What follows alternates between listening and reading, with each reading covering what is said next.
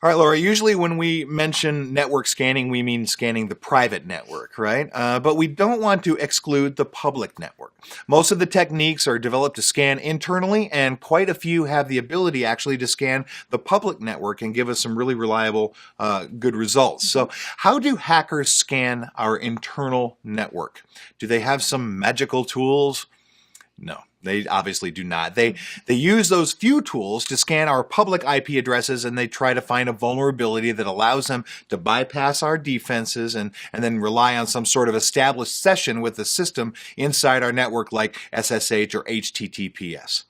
Today's defense systems are very smart. They can inspect the packets from and to a specific host. But what happens if the packets are encrypted? Angry IP Scanner is a free and open source software available for Windows, Linux, and Mac. Angry IP Scanner scans IP addresses in any range in a private or public network as well as any of their ports. Angry IP Scanner use ICMP. It simply pings each IP address to check if it's alive.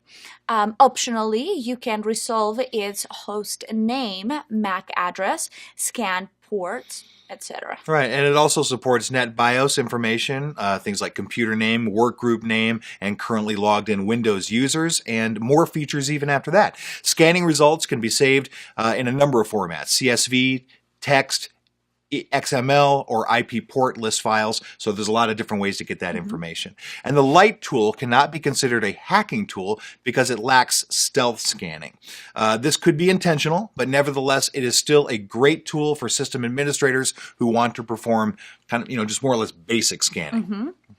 Angry IP Scanner can be extended with plugins and gather any information about scanned IPs. Anybody who can write Java code is able to write plugins and extend functionality of Angry IP Scanner.